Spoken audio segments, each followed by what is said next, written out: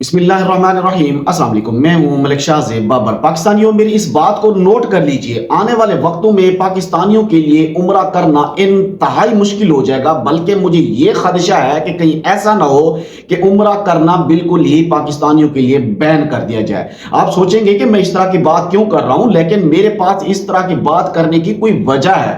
3 پاکستانی جو کہ کراچی ایئرپورٹ سے عمرہ کی غرض سے ٹریول کرتے ہیں، سعودی عرب پہنچتے ہیں، مکہ المکرمہ میں پہنچتے ہیں، جب وہاں پر ایئرپورٹ پر اترتے ہیں تو انہیں گرفتار کر لیا جاتا ہے۔ لیکن حیرت کی بات یہ ہے کہ ان تینوں کا کوئی قصور نہیں تھا۔ اگر یہ تینوں گداگری کرنے جا رہے ہوتے، بھیک مانگنے جا رہے ہوتے یا کسی نیکسس کا حصہ ہوتے تو میں اس ویڈیو میں آپ لوگوں کو ضرور بتاتا، لیکن ان کا قصور کوئی نہیں تھا۔ اب یہ سعودی عرب کی جیلوں کے اندر بیچارے سڑ رہے ہیں۔ یہ ریسنٹلی دسمبر کا واقعہ ہے۔ ویڈیو کی تفصیل میں آپ حضرات سے شیئر کرتا ہوں۔ اس سے پہلے آپ حضرات سے ریکویسٹ ہے کہ اگر آپ میرے چینل کے اوپر نئے ہیں تو چینل کو ضرور سبسکرائب کر لیں، بیل کے آئیکن کو پریس کر لیں تاکہ میری تمام آنے والی اس طرح کی انٹرسٹنگ اور انفارمیٹو ویڈیوز آپ تک وقتاً فوقتاً پہنچتی رہیں۔ میں آپ کو سنی سنائی کہانی نہیں بتا رہا۔ کراچی کے اندر مقدمہ درج ہوا ہے، ان کے رشتہ داروں نے باقاعدہ طور کے اوپر مقدمہ درج کروایا ہے۔ کیوں؟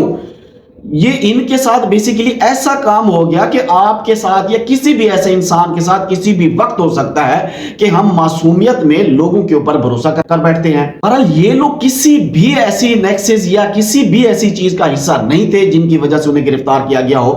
ان لوگوں کے ساتھ کیا ہوتا ہے کہ یہ ایک فیملی، یہ 3 پاکستانی اور ان کی فیملیز یہاں سے ٹریول کرتی ہیں، کراچی سے جب پہنچتی ہیں سعودی عرب تو ان کی جب چیکنگ ہوتی ہے تو ان کے ہاں سے کچھ ایسی منشیات نما یعنی گولیاں ان سے برآمد ہوتی ہیں جس کی بنا پر ان 3 مردوں کو، ان 3 لوگوں کو گرفتار کر لیا گیا، اور وہ جو فیملی تھی انہیں نہیں پکڑا گیا، صرف ان 3 مردوں کو گرفتار کیا گیا۔ اب بات کچھ ایسی ہوئی کہ بقول ان فیملیز کے کہ جب وہ لوگ یہاں سے ٹریول کرنے لگے، وہ جو ٹریول ایجنسی والا تھا اس نے جب یہ لوگ جہاز کے اوپر بیٹھنے والے تھے یا جب یہ ایئرپورٹ پر پہنچے تو وہ بھی وہاں پر پہنچا اور اس نے کہا کہ آپ ایسا کریں، میری ماں وہاں پر ہے، آپ یہ میرا ایک میڈیسن کی جو ہے نا ایک شاپر ہے، یہ لیتے جائیں، یہ تھیلا لیتے جائیں اور یہ میری ماں کو دے دیجیے گا، وہ بہت زیادہ علیل ہیں، بہت زیادہ بیمار ہیں۔ تو انہوں نے بھی کہا کہ صاحب ظاہر ایک بوڑھی عورت اور وہاں پر بیمار ہیں تو صاحب ظاہر ان کے لیے لے جائیں۔ انہوں نے ایک اہل ترسی کی، انہوں نے اس سے وہ میڈیسن لے لی۔ جب وہ وہاں پر اترے تو جب ان کے پاس وہ میڈیسن پائی گئی تو وہ میڈیسن ایک منشیات تھی، یعنی ان گولیوں کے اندر منشیات یا نشہ اور کچھ ایسی چیزیں تھی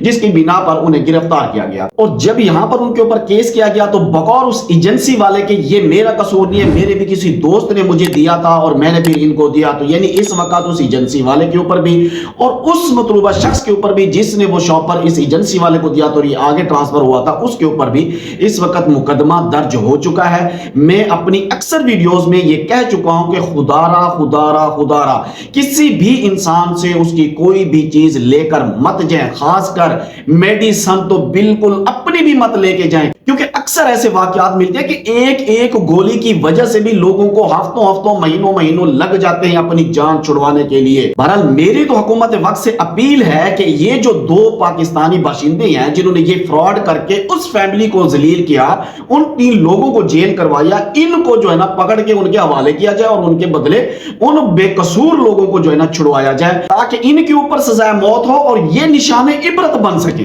اور دوبارہ اس طرح کا کوئی بھی ایجنٹ یا کوئی بھی شخص اس طرح کا کام کرنے سے پہلے لاکھوں دفعہ سوچے تاکہ کوئی کسی کی زندگی برباد نہ کر سکے۔ میں دعا کرتا ہوں کہ اللہ تبارک و تعالی اس فیملی کی تمام پریشانیوں کو دور فرمائے۔ مجھے دیجیے اجازت، اللہ حافظ۔